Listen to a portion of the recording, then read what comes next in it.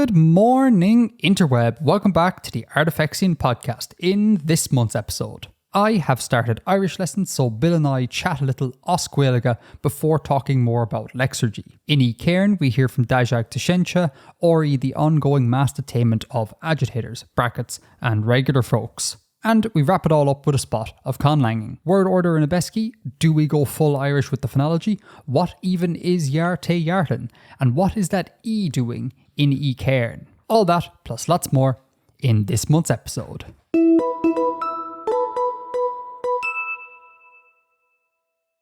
Alright, the show. L show. On Clár. On Clár. So interesting that you bring up some Irish there, Bill. Quick news in my life. I promise I'll make this very short when we get into actual content.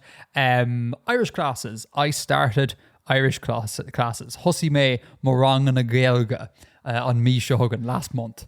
And just a little quick update. They're absolutely baller. Like, I absolutely adore these classes. My Mavunchor, Tashi all in. My teacher, she is amazing. And every week we read Irish articles together and, you know, have a bit of a chora, a bit of conversation surrounding those Irish articles. And it's just great. And it's mad because I find that so much of the like latent Irish within me is just immediately coming back once being triggered by her, by my teacher. Like there's words that I was like, oh God, I haven't uttered that word or that construction even in years and years and years. And it just comes back. So it's wonderful. So anyone interested in learning a language or relearning a language, I would strongly suggest the app italki. I will leave a link to this in the show notes. And it's basically an app where you connect with teachers and you have Zoom calls and things like that. Really good app. So far, I really enjoy it, and it is so much better, obviously, than doing just Duolingo or another app, because that's not how one learns languages, in my opinion. You learn them through interaction, and I think you need that human element if you're going to take it seriously. So yeah, Irish classes, Tashi all in, they are great. Million Gavila Fihir Sakuig Kahigaran Clár Oscuelga Ayenu. Bajor. Bill says in 2025 we'll do an Irish show. We'll do a show just in Irish, and I said maybe. I'll tell you one really interesting thing in one of the articles that we read. Just a quick point is so Leamwich or Liam or on Talt Fui K made Dini Atos a tier show money noch as a quid Gaelga. So we read this article about how many people in Ireland are confident in their Irish, and specifically their spoken Irish, their Gaelga Laurta. Now, if I were to put this to you, in the entire country, north and south, we got a population of just over 7 million. Oskion 7 million Dini Satir. Over 7 million people in the country combined. Out of that, how many do you think would report that they're spoken Irish? They are confident in their spoken Irish. Like they can have a basic to intermediate sort of discussion in Irish. Out of the 7 million people, what would your gut tell you? I'd say sub 100,000. Sub 100,000. Okay, so according to this article, and it's not just a if I find the article, I'll leave in the show notes. But it will be Oscuelga folk, so won't do much for you. I suppose the internet can translate it; it'll be fine. According to this article, which is apparently referencing published data, so it's not just like an opinion piece. Apparently, it's 1.27 million people. Really? Yeah. So, like, just what is that? That's over 1 in 6 people are confident in their spoken Irish. And that blew my little brain. And I think maybe people are overestimating their ability here. Because imagine, what every between 6th and 7th person you meet as you go through life is apparently okay at Irish. That can't be right. That can't be right at all. But apparently that's the case. Blew my mind. Absolutely blew my mind. And the article prescribes this number, this figure, to the sort of boom in Gaelscoilne in Irish schools. Right. Apparently there's some sort of boom happening now that people are sending their kids to Irish schools. And for the listeners, Irish schools these are primary schools where, or elementary schools where there's no English. It's all in Irish. It's fully immersive schools. And apparently there's some sort of boom in this, and they're attributing that to that figure to this, but that makes no sense, right? Because you'd expect that it'll just be kids. Do we have 1.27 million kids in the world that can in Ireland that can speak Irish well? Like I don't know. It fried my little brain. I mean, just on what you've told me here, obviously I haven't read the article, but just on what you've told me there, is there a difference between confidence and ability? Like, they don't have a lot of Irish, but they know what they're saying. Could that be classed as confidence, even if it's not high ability? So the article doesn't go into this, okay, purely because like my teacher picked a very simple article to read. Like, she wasn't going to be like, let's read the findings of this research paper at Oscuelga, right? So it doesn't go into that. It just talks about confidence, and that's it. And like I say, I suspect people are defining that in very different ways. If there's no clear, if the survey didn't have a very clear definition of confidence, I think that's when you get results like these. Yeah. But either way, I mean, look, it's kind of heartening that there is, even if it's like 25% of that, for example, we're still over what you were saying, you know, which is really heartening to see. And, you know, it's a Gaeilge an Dubh Nua, like our Irish is kind of cool. Like, Irish is the new black. And I think people are, and there's a whole like urban Irish revival going on at the moment. So it's kind of in a cool space. Like, I wish we were more like Wales, where, you know, they really took this language rejuvenation thing extremely seriously, and it paid dividends hugely. But I feel better about the language based on these results and the sort of vibe of the place. Sure. Anyhow, so we do classes every Monday. Misha August Mawunchor, and yeah, tá na rangana Allen Anawa. I'll keep you posted if I learn something new. Please do. Please do. Okay, so that is Irish classes. Couple of points, actually only 2 points of follow up on my end. Technically 3, but one of them will address in the conlang section. First one, real quick, is Lexurgy. Actually, they're both to do with Lexurgy. We were using Lexurgy in the past show, Bill. Remember? Yeah.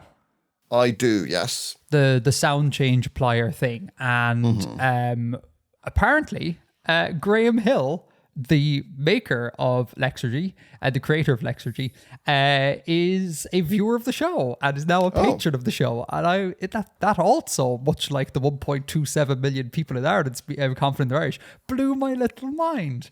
And I'm so happy Hello, to Graham. see that. Hi, Graham. How are you?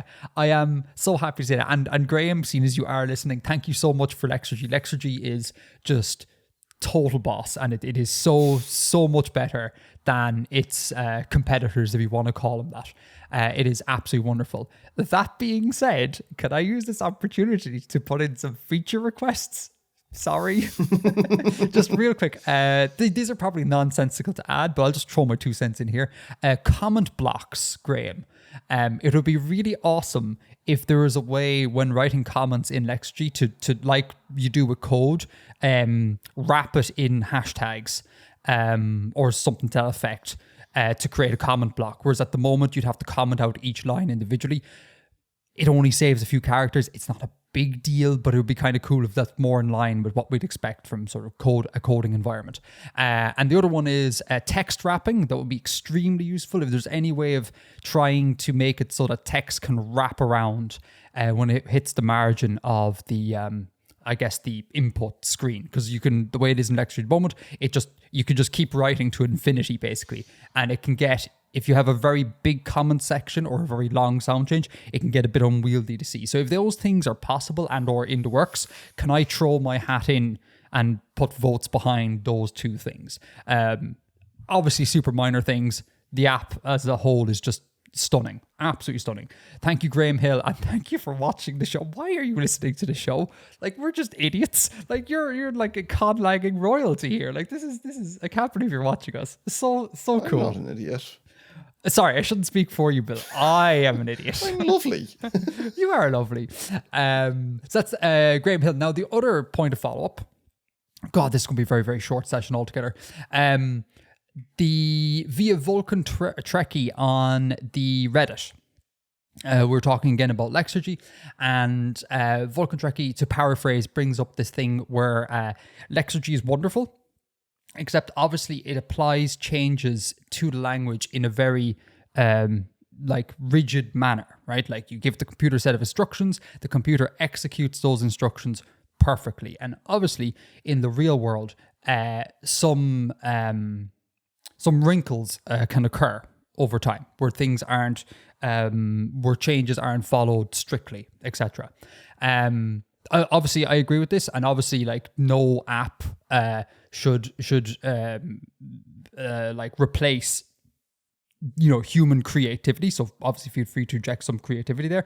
But I will say, just on that, there is obviously a thing that Lexurgy doesn't account for, and shouldn't really, is phonological reduction. Like, these broad scale sound changes kind of form the overall aesthetic of the language, but within this, there's like a sub layer of sound changes that affect like small function words and stuff. So you kind of do put human intuition into the process as you go through this phonological reduction sort of thing. So it's not like using Lexurgy, you are devoid of kind of the human touch, if you will. And also a massive boon is that if one is doing it by hand, sometimes you can introduce unwanted errors in like not going through your sound changes in a perfect manner, like skipping over things, etc. Lexurgy is great for like being like, no, this is what you want to happen, and this is the result of this. Like, no questions asked, and that is an important tool of it there. So just to bring up those points, I agree with what Vulcan Trekkie says, but yeah, there is obviously nuance and things that Lexurgy can't do that we will do going forward. So like it's a tool for the work. It doesn't do the work. Yeah, it doesn't do all the work. Yeah, it does a lot of the work, but it doesn't. Oh my god! And it really does take away so much of the effort. Like, it's one click of a button to just run, potentially 20, 30, 40 sound changes. Whereas, if you're doing it by hand, you'd be like, okay, step 1, this sound goes to this, write that down, and then this happens, right? And then it just the act of deriving a single word could take a huge amount of time. So it is just absolutely amazing. And actually, I haven't done this because Graham isn't on Patreon, I don't think, but it does have a donate button at the top of the screen. So I am going to use my business expenditure to donate to Graham, so we can keep up the development of Lexurgy. And we encourage everyone else to do that. Go over to Lexurgy, hit donate, and throw Graham a couple of bucks. It's well worth it. Okay. That's follow-up done on my hand. Do you have anything to say or bring up? Or should we immediately move into world building? No, I don't think I've anything to add. Thank you, Graham, and thank you, Vulcan Trekkie. Lexurgy. Thumbs up. 2 thumbs up. 12 thumbs up. Okay, cool. World billing.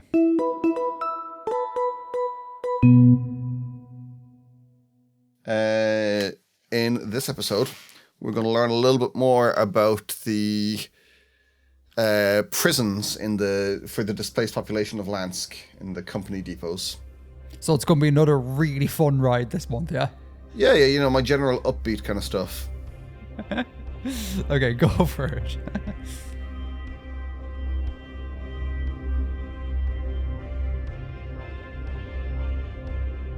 Esteemed officers of the Hall, as the city struggles to regain its stability in the aftermath of the insurrection, and particularly due to the loss of Bailiff to Einthoff, a nobler man will not see service in the city for some time, I fear. We wish to extend every courtesy and assistance to the Municipal Hall. I can personally assure you the allegations circulating in pump rumours are nothing but fantasy. After so shocking and grave an affair as that which has afflicted this city, the fears of the population will likely cast large shadows from small clouds. A frightened populace has grown accustomed to deprivations and terror. Where none may be found, they will invent it. No doubt some agitators' agents still lurk among the people also, encouraging these anxieties and fomenting further action.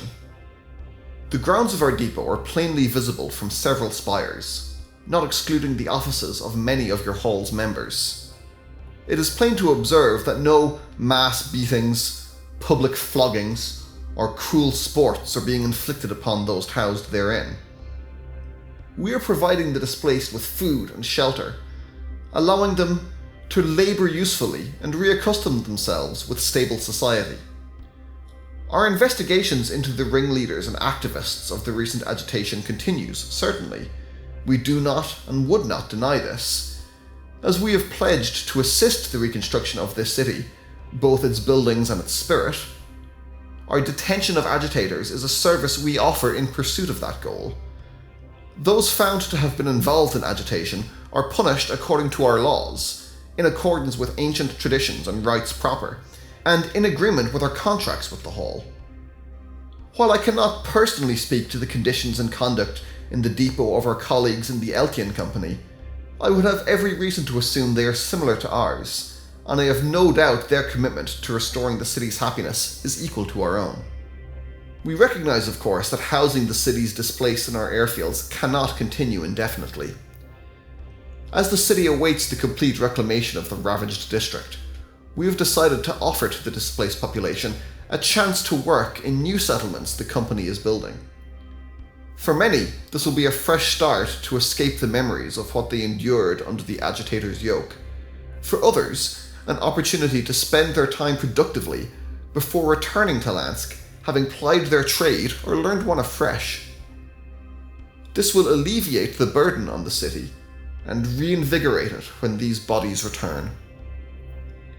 And so, until a new chief is selected to lead the bailiffs, and until the stricken district and its inhabitants are once again a part of a whole Lansk, the Tamar Company will continue to aid the Hall through this crisis, to ensure the health and profit of us all. Yours, Dajag Tashansha, Commander, Tamar Company, Lansk Depot.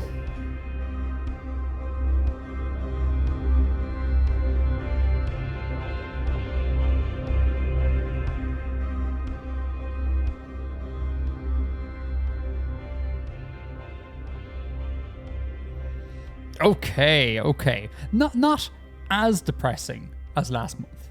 Still depressing. Pretty bad. Still pretty bad. But last month really was like, it was borderline tough to listen to. Like, not, like in a sort of like sad trauma sort of way. This one is a bit more removed, this one, as opposed to like the sort of very personal nature of the last one. Yeah.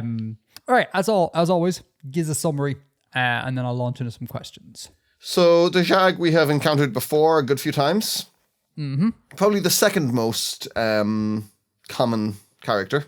Mm-hmm. Authorial character. And here, rumors have started to get out about what's happening in the company depots. The stuff we heard about in last month's episode. For anyone who isn't familiar, who hasn't been following, there was recently a sort of a labor strike that grew into a rebellion in the city, Lansk. And it was crushed by the city and these companies. And those who were involved, or even those who were just living in the place that was taken over by the insurrection, are being housed in prison camps. And we learned about the horrible conditions in the prison camps last episode. And here, Dajag is writing to the Municipal Hall, who are essentially the kind of rather loose government of Lansk, to dispel those rumors and, at least pay kind of lip service to, oh no, that's not happening. And, that's kind of it. I suppose now that you've mentioned it, I'll bring it up. The Municipal Hall, it's a local form of government. Yes. Yeah. Have we talked at all, or can you say anything about the overarching government? Is there a more, I don't want to use the word countrywide government because you don't really have countries per se, but is there a federal type thing going on? What's the jazz there? So No. these are like city-states in a way. Yes, very much so. Very much so. So there isn't like a concept of like Westphalian statehood or anything like that for the Abeski.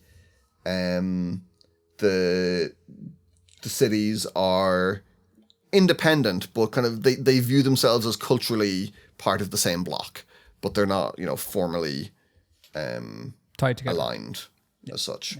And even within the cities, the government is fairly minimal and hands off. They do certain things, like they oversee infrastructure and expansion. And membership of the municipal hall kind of comes from, say, if you're a businessman who constructs a new district, then that's kind of considered under your jurisdiction, and you become a member of the municipal hall representing that area. So if you build a new spire, and then there'll be like guild leaders of guild associations, and the chief bailiff and stuff will be members as well. Just how you would like government to be ran. Yeah, exactly. Yeah, we can't trust governments, so we should only trust corporations. Exactly. Essentially, what my personal belief. It reminds me a little bit of like, I'm not saying that this country does this, but is it Hong Kong that's like this, where a portion of the cabinet is made up of business representatives, I think, or is it Taiwan? One of them I remember reading about and being notable, be like, like the business interests very clearly are involved with government here. I might need to Google that and put it in the show notes. We have some Hong Kong listeners, so I'm so sorry if I got your political system completely wrong. Or Taiwanese. I don't think we have any Taiwanese listeners. I've not heard from Taiwanese listeners. It reminds me a little of that. Cool. Bailiff to Einthoff. He is officially dead. Yeah, I mean, I was always planning that he would be dead. I thought it would have been a little bit cheap to not kill him off. Yeah, but this is the confirmation he's died, because last month it was just a case of like, bailiff, we intend on bailiff to Einthoff is going to be collateral damage, and this is the confirmation that he did in fact die. Well, everyone seems to think so. The municipal hall certainly seem to think so, and Dajag to Shenshaw seems to think so. Now, again, we'll go in chronological order. Quote, I can personally assure you the allegations circulating in pump rumours are nothing but fantasy. I don't know why I didn't pick this up earlier, but the newspapers, I always conceived of the media in this city as being aligned with the corporate capital interests, right? Mm-hmm. Like being like a PR wing of these corporate capital interests. But if there's allegations circulating in the newspapers that is contrary to the narrative that the companies wish to put out, the natural question to ask here is like, who's running these papers? Are there like are there kind of like how would you describe, like alt media papers going around the place that aren't under the sphere of influence of the companies? Because you wouldn't expect, because if the companies are running the show, you'd expect the newspapers to fall in line with the narrative. But that seems not to be the case. That's not about newspapers. That's just people gossiping. Oh, it's literally standing at a pump. Yeah. Not the rumor spread in papers like the Mearsphere pump. No. Yeah. Okay, that makes sense. That makes sense. So, like, the name of the paper, the Mearsphere pump, comes from this scenario: people talking around a water pump. Exactly. That was dumb of me. Sorry. It's a perfectly reasonable. Well, I don't know. Interpretation. I guess I just got carried away by thinking of some like renegade in the newspapers, maybe publishing under a pseudonym, and everyone's like, who is this? Who keeps getting this narrative pushed through? And there's like a big internal sort of HR disaster going on trying to find this one renegade. But that's a cool idea, though. Oh, good. Oh, well, thank you. But it would make a lot more sense that literally just people on the ground have a different opinions of what's going on. Clearly, because they're on the ground, they can see what's happening. And there are independent newspapers and agitation newsletters and things, but they're understandably staying pretty quiet right now. Yes, for sure, for sure. I really liked your line here. After so shocking and grave an affair as that which has afflicted this city, the fears of the population will likely cast large shadows from small clouds. That's a great piece of imagery there. I really enjoy that. Oh, thank you. I have literally nothing to add other than I thought that was very poetic. So fair play. We are providing, and again, leaning into the idea of them as aviators rather than using Yes. kind of nautical metaphors, or Yes, it was great. Absolutely great. The idea here, quote, we are providing the displaced with food and shelter, allowing them to labor usefully and reaccustom themselves to stable society. Again, just smacks to me of kind of like, I'm really sorry, Americans, but the sort of American private prison thing where it's like they're kind of sort of labor camps. And the notion of punitive labor, but basically slave labor, is reminiscent here. We're reminiscent of that here, and it is brutal that they would do this. You know. I was also thinking a little bit of like sort of Victorian poorhouses and famine relief in Ireland, where they were made to. You couldn't just give people food that would make them lazy. You had to send them to go up the mountain and build walls. There was a rumor, or not a rumor, I don't know if this is true at all, Bill, but I can't remember where I heard this or read this, but apparently, so one of the punitive labour things that was instilled in Ireland back in the day was just the building of infrastructure, the building of roads and things like that. And apparently, you got paid for the amount of work you've done, and something about back of brain is telling me that the incentives lined up as such that people just built exceptionally windy roads to maximize the amount of work done, because obviously a straight line takes less effort than a bunch of windiness. That strikes me as probably erroneous, because you'd imagine roads would be windy to get around obstacles. Like, surely some overseer would come along and be like, lads, it's a flat plane. Why are the S shapes? Like, come on. But I kind of like that idea of like the sort of the ingenuity of people to overcome a situation. Yeah. Like, we need to get paid. We get paid at the amount of time we work. So let's make this road take forever to construct. How can we scam? Exactly. Yeah. Going on. You have a thing here at the very end where you say, or at the very end, you say new settlements the company's building. We've decided to offer the displaced population a chance to work in new settlements the company's building.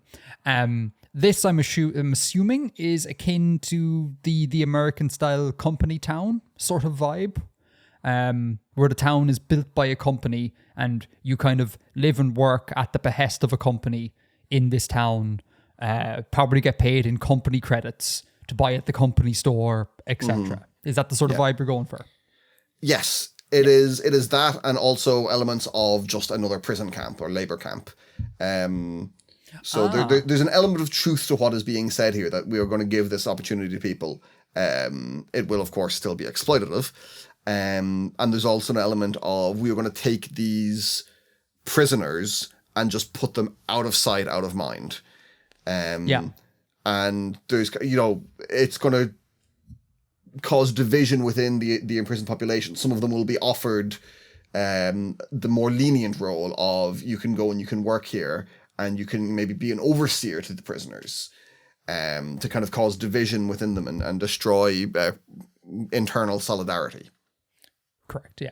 Which would be wise, because again, the idea of collecting a bunch of people who are kind of necessarily anti their captors, it kind of seems like a bad strategic move. You put all your problems in one place. It's like a powder keg waiting to explode. So you kind of need to, I guess, not divide and conquer. Well, I guess it is kind of divide and conquer, but it's kind of like gather, divide and conquer sort of a way. Is what they're basically doing here. And of course, like some of them are just like regular folks who weren't agitators. They were just kind of caught up in this event. Yeah, but I mean, we still can't say that just because you're an agitator here that you deserve this fate, Well, we can't, but like they will. They will. The agitators will. I'm assuming the regular grounds. Actually, there's a question. What's the vibe on the regular grounds folk? Like, I know there's allegations circling in pump rumors, as you say here, but is this mindless gossip? Do most people care? Are they aware of this?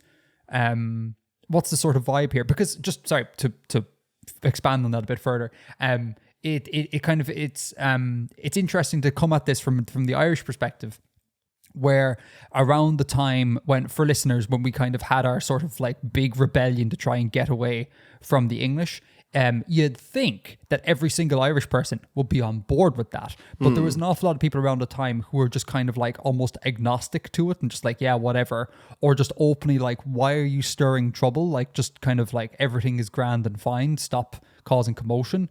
It was really split. So I'm wondering if there's a similar sort of attitude going on here amongst the ground folk.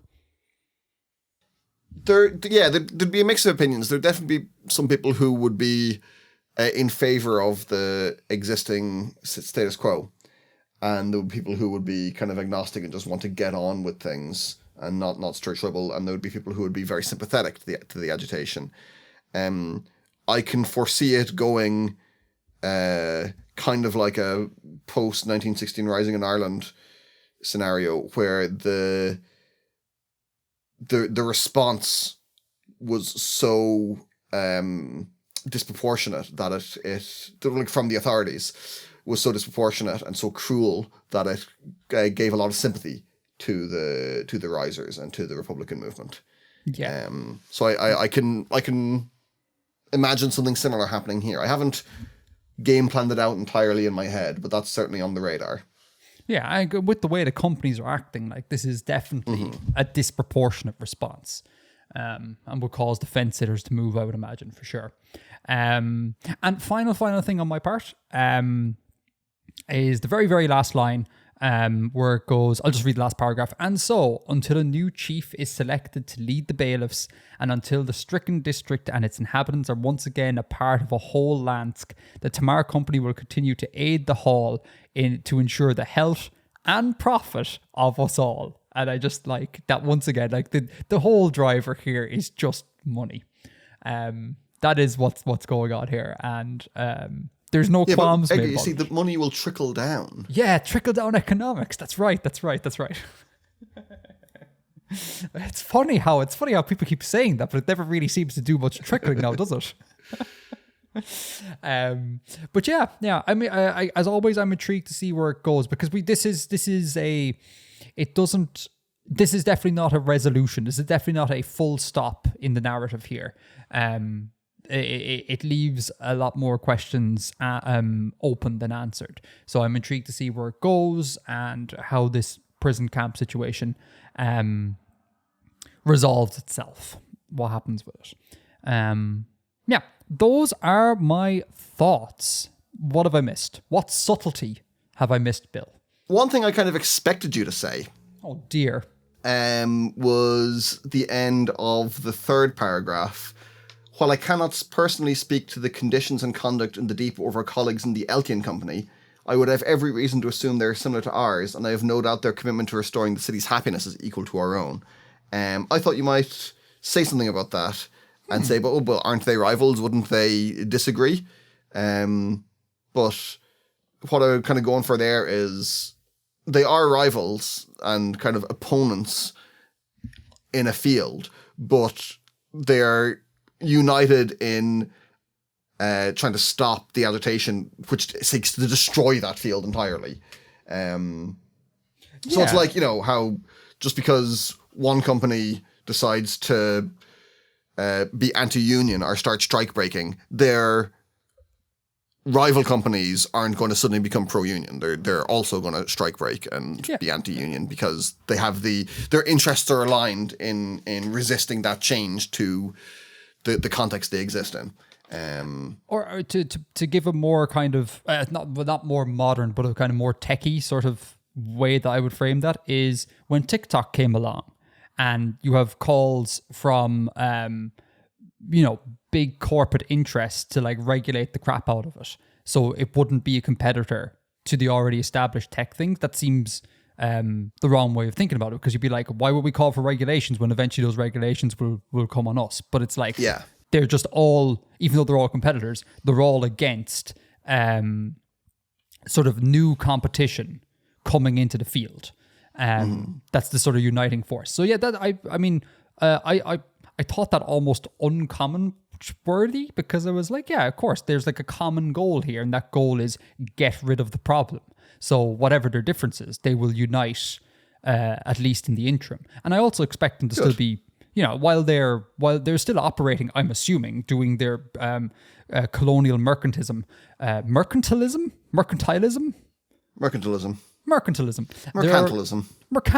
sure. Whilst they're united here, I'm assuming they're still conducting those affairs, and they're still fierce competitors in that sphere. It's just in this one area they're kind of united. Yeah, precisely. Yeah, sorry, I do have a final question. Dejak Dushencha, can you just give me an idea of what was his title again?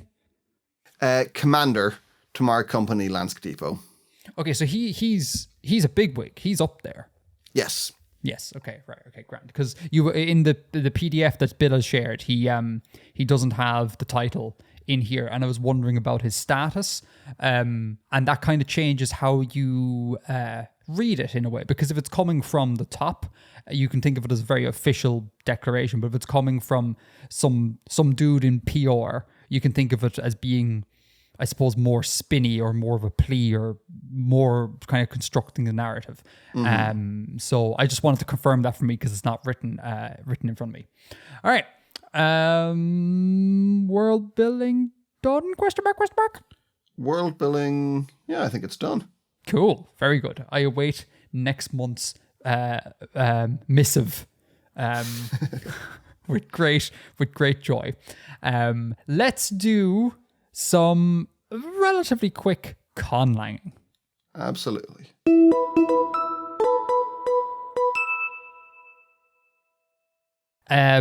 So conlanging, before we get into what I would like to talk about today, I have just one item of follow-up relating to the conlang, and then I have some questions for you. Okay. And then I'll give my presentation. So the first thing is, we got an email from Vinin126, I believe is how you pronounce it. Technically, under the name or nickname section of the form that they filled out, they wrote Vinin126 none. It's got to be an error there. I'm assuming it's Vinin126. Vinin writes, I was listening to the recent podcast where you lads are making a Slavic-inspired conlang, and I thought I would share a few thoughts on sonority of consonant clusters and clusters in general. Bill's preference for non-sonorous clusters is actually fitting with much of modern Slavic phonotactics. And then he gives a Polish example, which I cannot pronounce, so I'll just leave it. These were usually the result of the loss of the so-called yers in Proto-Slavic. Proto-Slavic had only open syllables, so no codas, but when these two weak vowels were lost, many consonants came into contact with each other, particularly at the beginning of words, and many that break the sonority hierarchy. They also gave rise to the soft and hard consonants in many cases, as one yer was front and one yer was back. Second of all, you two might consider having some clusters match in voicing. Slavic languages in general apply backwards voicing, so the consonants at the end of a cluster determine the voicings of that come before, except for V, which does not determine voicing. I also think it would make sense to disregard these comments if you find them to not serve the conlang. But I think this is instructive. Just because what we want to aim for, I think anyways, is we're aiming for like the aesthetics of a Slavic language. I'm sure you would agree with that, Bill. But we're not aiming to replicate exactly what went on in the Slavic languages, right? Because otherwise that's not much fun. So whilst, there is a lot of sonority hierarchy breaking stuff in Slavic languages, we don't necessarily have to go that path. We're kind of achieving that aesthetic with just having consonant clusters. Now, some of them will, as we saw last month, break sonority hierarchy, but we're not trying to do the Slavic thing, if that makes sense. It just feels a little bit too much like copying. We may as well just do, take Russian or take Proto-Slavic and evolve it forward and make our own thing out of that if we're going to do that. So Slavic, like a phonostatic, but not actually something Slavic. And the other thing on the clusters, matching and voicing, we're doing some of that anyways, because I have to try and get around some Orcridish words that Bill has. Sorry, Bill. So that is the thing we are going to do anyways. And in fact, I think we're actually going to do it in the direction that Vinin mentions. So I just thought that was an important thing to say. Just because it's Slavic phonostatic or Slavic Slavic aesthetic doesn't mean that it is 100% Slavic. Would you agree with this? Yeah, I'd agree. Like I'm aiming to get that kind of feeling, but not actually to make kind of a con-Slavic language. Exactly. Because the Slavic languages have already been made, and they've already been done perfectly in Sorbian. And why would we try and, imitate that? Exactly. So that is point number 1. The second one is, Bill, if you could open, I sent you a Statimshets grammar book. So Statimshets, for anyone who doesn't know, it's a language I've always been interested in learning more about. It's a language up near Vancouver, spoken up near Vancouver. It is just a bananas language. And I'm reading the grammar. The fact that it's Statimshets doesn't matter in this case. What I would like you to do, Bill, is I would like you to turn to the introductory section, page 25, if that's okay. And people, FYI, we're recording the screen as usual. People on YouTube, you can see what we're looking at. There's a section here in the reference grammar on the Lillooet people. And it's basically a bit like, if Word is a fictional document, this is basically world building, describing the fictional people before we get into the language, describing their, obviously the Lillooet people aren't fictional, but we're going to talk about putting this into Ecairn. So it describes, their food, their culture, their surroundings, important ceremonial things, etc. There's a wee map of what's going on here, yada, yada, yada. Important trees, basket making, etc. So what I would actually request, Bill, I think would be a really nice idea, both as catching new listeners up and as a bit of flavor text, I suppose, in an eventual reference grammar that we will cobble together throughout this process. I would encourage you, if it's okay, to write up a piece about the Abeski, like the Abeski people, as a sort of introductory note before we get into the linguistic nonsense in the reference grammar. So I sent you this doc. You can read it as a sort of what you sort of should aim for. I think this would be extremely valuable. So I would like you to do this, if that's okay. I hate to set homework, but I would love this. Okay. Yeah? All right. Okay. I don't know if I'll have it for next episode because there's a lot of things to consider, but I'll give it a shot. Yeah, I mean, it can literally be any time, because it's not like the language stuff necessarily pertains to having this written up. As long as you have an idea who the Abeski are in your head as we go through this, it's fine. When we get that down on paper is kind of relevant. But I would really like to see it down on paper, because it fits as well with our sort of diegetic nature, or your diegetic nature of making things. Like, we could make this a reference grammar that's an in-universe document, like the Abeski people documenting their language, so you could even you could write it with all the propaganda of the Abeski people, like, we're brilliant, not like those smelly Erthani, etc. You could do all of that cool diegetic stuff in this, which I just think would add layers of kind of niceness to it. So I would encourage you to do this. It's on the to-do list. I am putting it on your to-do list. Okie doke. Okay, that is point number 2. Now, point number 3, before we get started with word order, which is what we would like to talk about today. I'm continuing to work on the sound changes. Folks, we're doing this on stream. I will post on Patreon, both for the main channel and on the podcast Patreon. Every time I go on stream, work on sound changes or work on the language in general. It's slow going because I have to code all this up, and I've had a bit of a redo as well. So I have no new sound changes to talk about this week.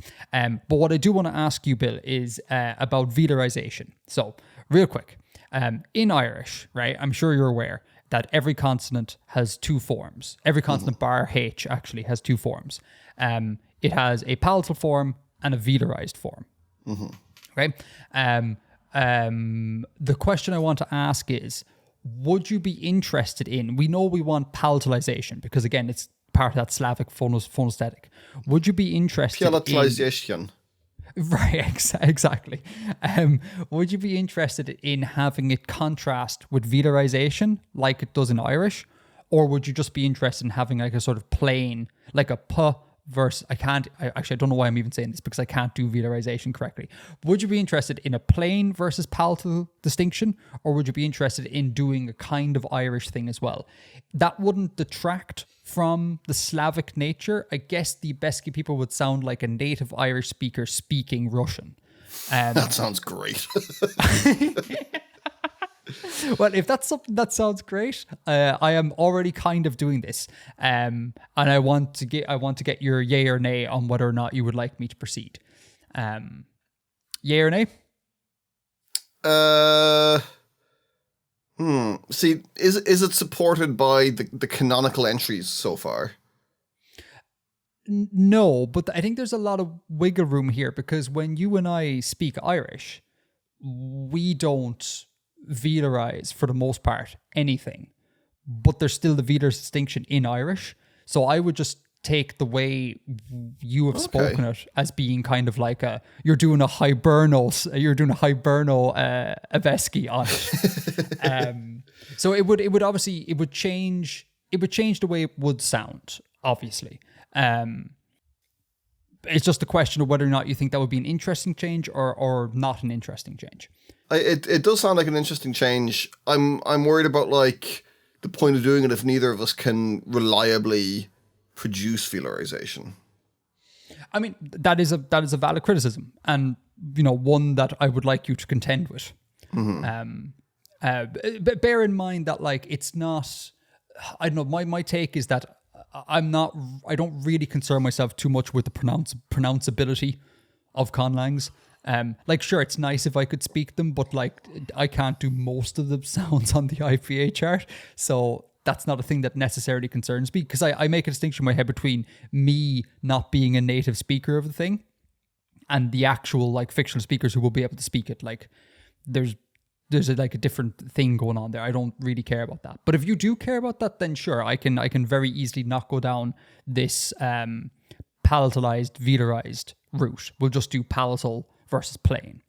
And is it the kind of thing that it will require a different path to get into? Like you can't just switch it on and off. If you switch it on, you have to change stuff in the proto-lang and in the evolution. No, we can switch it on and off. Like I'm going through I'm basically going through an Irish phase in the evolution. It'll be explained later, folks, once I have everything done. Like that's already in there because I'm using the velarization to do stuff. All it is a question of whether or not you want to, once the stuff is done, like once the velarization has affected some vowels and moved them around and made nice little distinctions, the question is, do we maintain velarization versus palatalization or do we simply kill velarization? That's it. Like it's a super simple yay or nay. And in fact, like if you say yay now and then months later you go, actually, I kind of do want that or don't want that, depending, I can very easily turn that on and off and it's fine. Okay, in that case, let's go with yes for now. Cool. All right. Very good. I make a note. Velarization. Yes. Okay. Right. So, shall we get started with what we want to talk about today? Let's. Okay. I want to talk about word order, if that's okay, because at some stage we're going to need to start talking grammar. Like I said, sound changes aren't done, but I don't want to just everybody come back and be like, sound changes still aren't done. We got nothing to talk about. Let's make some headway for future stuff. So first question on word order here is, do you have any thoughts about word order? Have you contemplated this, etc.? I haven't really, but I like VSO. You like VSO. You like VSO. Okay. So I guess first question then I'll ask in response to that is, do you have any feelings about having a relatively free word order language or a relatively fixed word order language? This is somewhat important in that if you're like, yes, I love free word order, we'll have to do grammatical stuff to enable that. Whereas with fixed word order, it just, it's like in English, you just put the words in order and it's fine. I feel like a freer word order would be more Slavic. would be more Slavic. Okay, so that would imply stuff like case marking, all that sort of jazz. Like, you know, like you were aware of German, like the way German marks case. We'll have to do that so we can move the bits around. Happy with that? Yeah. Okay, free word order. Now, as with any sort of free word order lang, it's a good idea to set a... But like, sorry, just to interject, like, as I understand it, a lot of words that have freer word orders do have like tendencies towards certain things, and like certain word orders will be like registers of speech. Like if you say it in an uncommon way, it'll sound like poetic or something. So that is quite literally what I was just about to say. Okay, cool. With a free word order language, we'd expect a default order, like a standard way of saying it. And you can move bits around then because the bits are free to move around to highlight certain things or place emphasis on certain things. So we still need to kind of decide on a basic order, right? Yeah. So you say you're a fan of VSO languages, right? So like Irish, 8I bread. Cool. That is fine. That is fine. Ihmeron or Ihmeron. Ihmeron. Yeah. That is totally fine. Totally fine. You're aware that is a fairly uncommon word order. Yeah.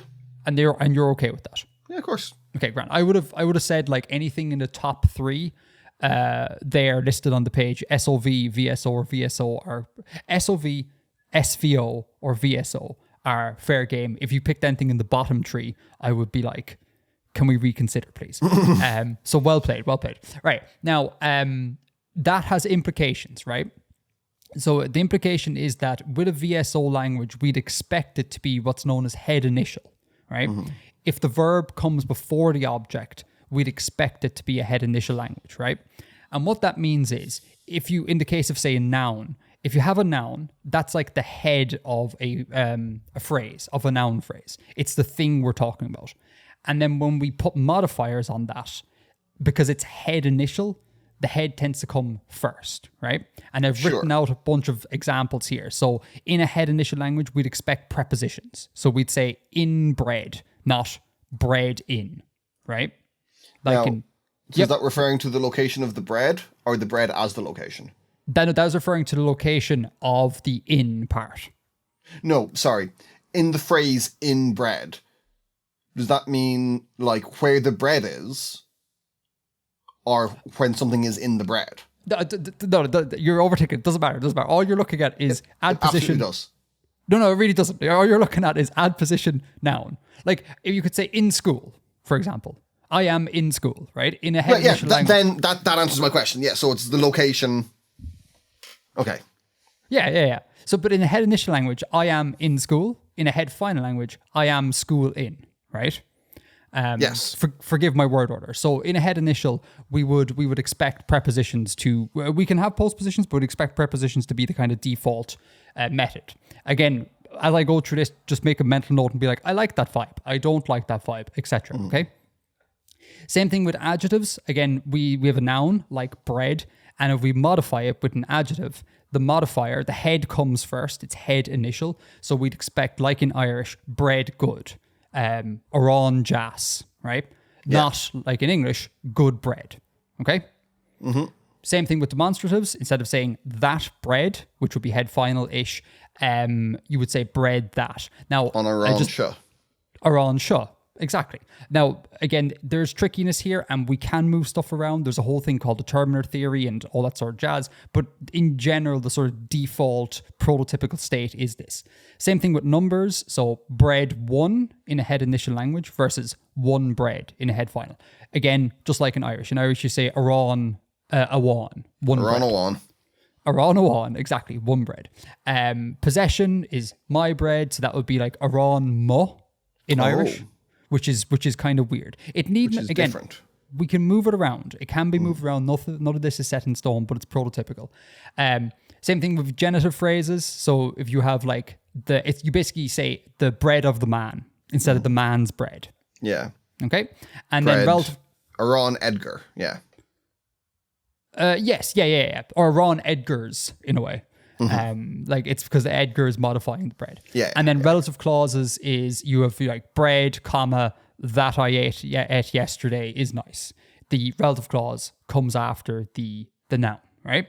So that's the vibe that you would get in a head initial language. And if you're going to go with a VSO language, that's going to be kind of a head initial. Okay? So happy with that vibe? That vibe look good to you? Yeah. Happy? You fine with that? Okay. Then I suppose next question to ask is about the evolution. You can have word order change over time, right? This is obvious because like PIE, Proto-Indo-European, was SOV, and like English is SVO, right? Like there was a switch of order that went on there. So I mean, it's not really that weird because bits can move around based on highlighting things, and then that can become a new standard way of uttering things, etc. You know, it happens quite a bit. So the question is, would you like to see a shift in word order over time? Now, this isn't just purely academic. This has ramifications. So if I may just continue with the lesson. German. You know how to speak German. Ein bisschen. Ein bisschen. So forgive me, Germans, if I mispronounce things and or don't use the exact right vocabulary here. My German is spotty, but the overall point should still hold. In German, you can say something like, ich esse Brot, weil ich Hunger habe, right? So I eat bread because I am hungry. But literally that is, ich esse Brot, I eat bread, which is SVO, the standard word order. Then you get weil, which is a conjunction. And then you get ich Hunger habe. So I hunger have, which is SOV, right? There's a switch in word order. And I'm not sure if this is the specific thing that happened in German, but one way this can happen is that in subordinate clauses, which is that ich Hunger habe bit, an old word order that was a standard before can get preserved in subordinate clauses. So subordinate clauses kind of become like like a junk drawer of history. So if you were to suggest, Edgar, if you were like, oh, Edgar, totally, we should move from SVO to VSO. There's an opportunity there for us to put that old order in subordinate clauses. We don't have to, but there's an opportunity. If there's no word order switch, we probably wouldn't do something like that. Do you understand? And no, I think I follow. Just looking at this chart, though, does that mean things can't evolve into SOV? Into SOV. Yeah, so I'll link the paper in this. A number of papers I've read over the years make a suggestion that SOV is kind of like the most basal sort of order. Like if you go back far enough, the sort of beginning of language or whatever, as best as we can define it, would be kind of SOV-like. So yes, kind of. Weird. Speaking of the chart, if we'd have a look at the chart for a second. Again, folks on screen, it's going to be very hard for the audio listeners for me to explain this chart, so please hop over to YouTube.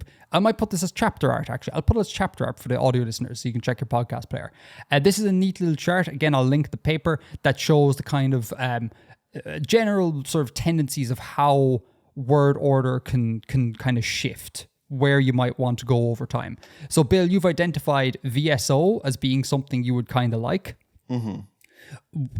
We could see it, if you like this vibe of having the junk drawer subordinate clauses, we could have it come from SVO, from VOS, etc.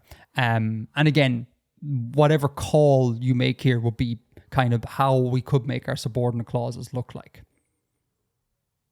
So what are your thoughts? And is there only kind of one option for subordinate clauses? Like all subordinate clauses will have the same rough order?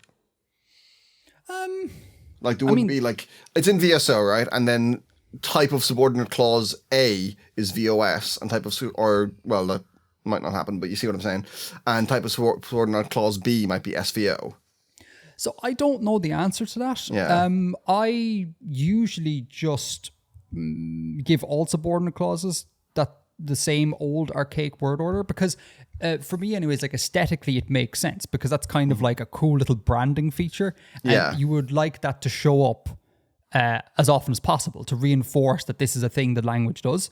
And you would kind of water down that effect if you were to do something like that. And I also don't know as to whether or not that is a feasible thing that occurs, because I'm only aware of this in German, where to the best of my knowledge, all subordinate clauses are SOV. There isn't a switch there.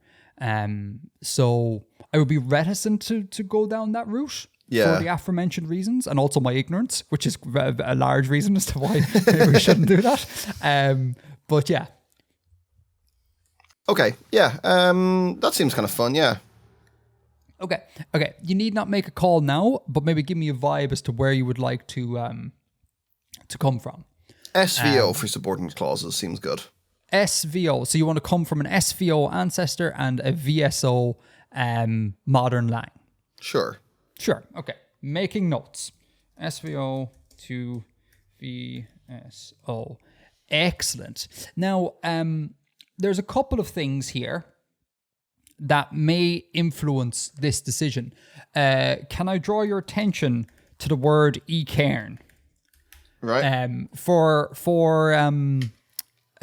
new listeners, I guess, e-cairn is the name of Bill's world. Have you given any thought as to what that E means? No, but it is often one word rather than two. It is often one word, as in this. Yeah. Okay. Do you see that as, if you say often one word, do I take it that E part is some sort of grammatical thing, perhaps? Like the noun is cairn and the E is modifying it? Potentially. I hadn't really thought of it that much. It was just a word I liked the sound of. Okay.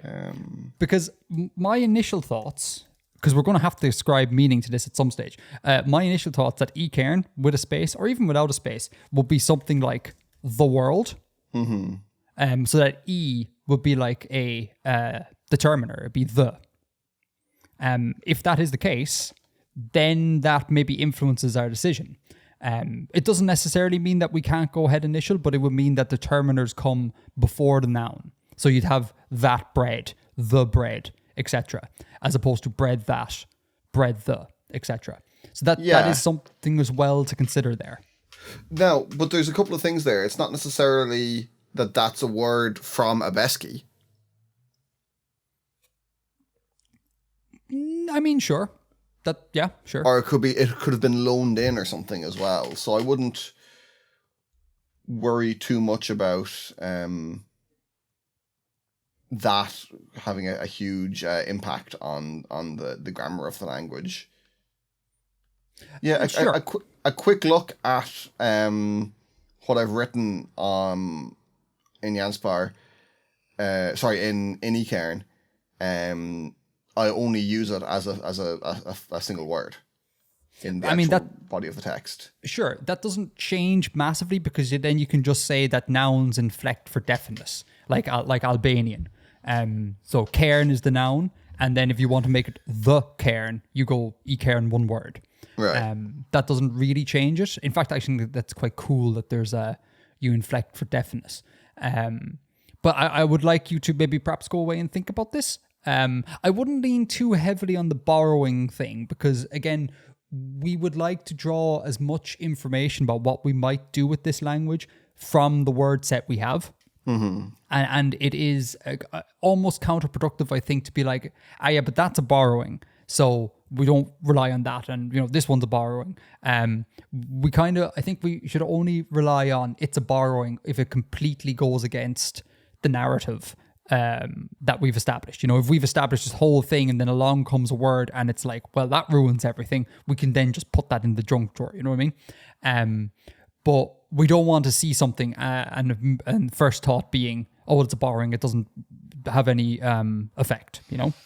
Right. It's just you can get less information from it that way. The other thing, it just occurs to me, if we have a look at our word lists, Jar te Jartlen. Let's have a look if there's anything to be gleaned from the word Jar te Jar. Is that how you spell it? Just Jartlen? 2 L's. Like that? 2 L's. They're like the Welsh. Jartlen. Okay. How are you conceiving of these bits in any particular way at all? Yeah, the Yar is the name, and then the Teyartlen is a separate part of that. Yeah, so the Yar is the first name. Yeah, Yar is the kind of the given name, and Teyartlen is like a family name or something. Or Yartlen is the family name, and Te is some kind of thing that joins them. Cool. Are you thinking Te of being some sort of genitive marker, like Yar of Yartlen? Potentially. Or like son of, that sort of thing? Something like that, yeah, I guess. So genitive, son of is kind of a genitive. And then the Yartlen, my initial thought when seeing the word Yartlen is that it's composed of Yar and Len. Mm-hmm. And then that is basically turns into Yar son, basically. So Yar of Yar son, or Yar the Yar son, for example. So really Yar to Yarton to me feels like almost John Johnson in a way. Do you get that sort of vibe? Because again, if so, this matters because then this gives us the hint as to what the modifiers are doing, and then that again gives us a hint as to what the default word order should kind of be. Mm-hmm. What are you thinking?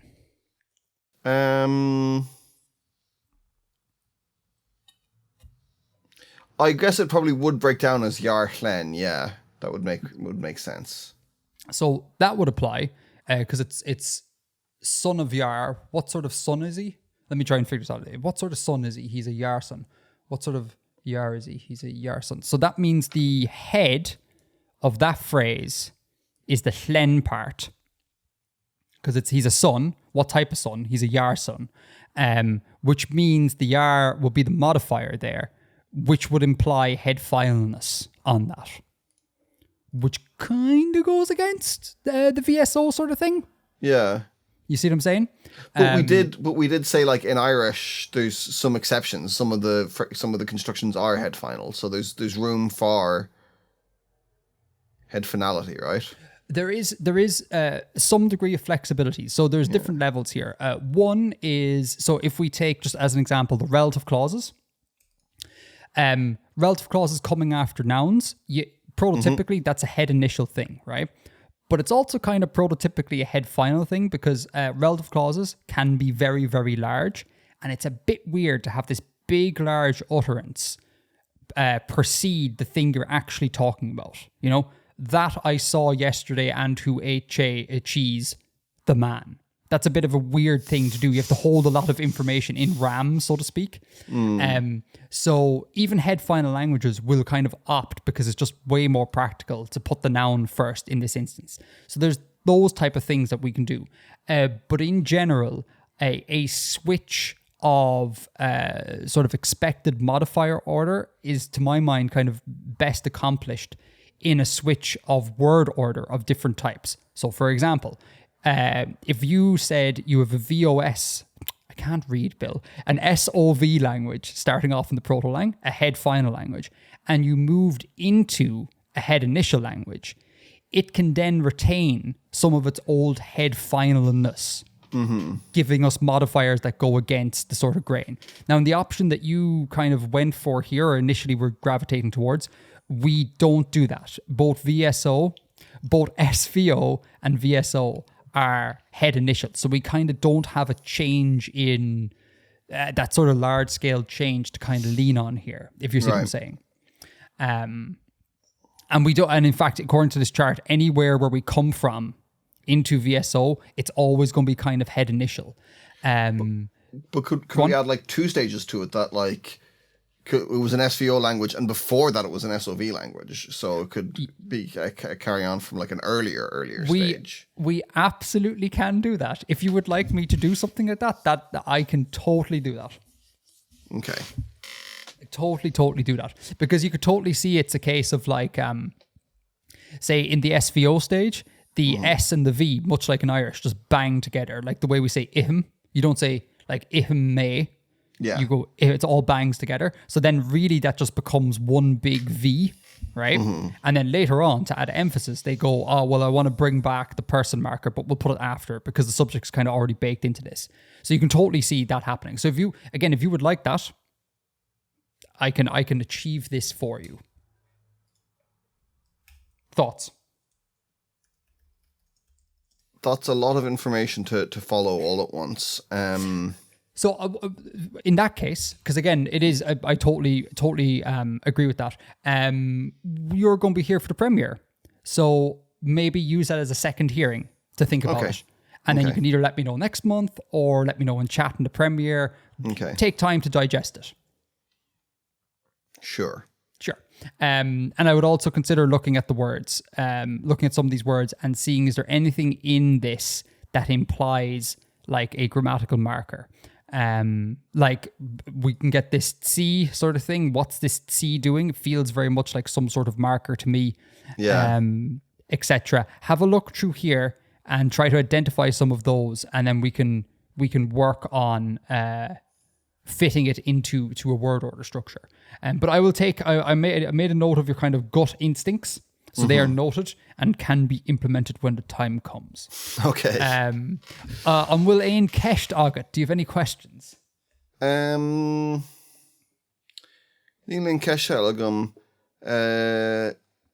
Chag me a sweenof. You will spend a thought. You will throw a thought. I will have to think. Oh. Yeah, Kahig is like I will have to as well. Oh, really? Kah is a great verb. Kah is a great verb. It's like 7 different things. We're learning Irish on the main patron streams at the moment, and I was when Kah came up on Duolingo, I was like, this is a great opportunity for me to espouse the virtue of the verb Kah to non-Irish folks. Kah is to spend, to throw, to wear. I think it's also to take in terms of taking medicine. To smoke. To smoke, you cough tobacco, you smoke tobacco. It's a great verb, absolute great verb. Yeah, okay, cool. Well, if that's that, I guess that's that. Shanae. Shanae. Let me know what the crack is during the stream or in chat or next month, and I will continue to make notes. Super. Right. Okay, doke. Anything else to add? There's nothing else to add, really. Is that the show? I think that's it, yeah. Cool. I think we're done. All right. Folks, as always, thank you so much for watching. Thank you so much for listening. Thanks for supporting the show over on Patreon. Thanks for joining in with the live streams. Really, really appreciate it. Until next time, Edgar out. out.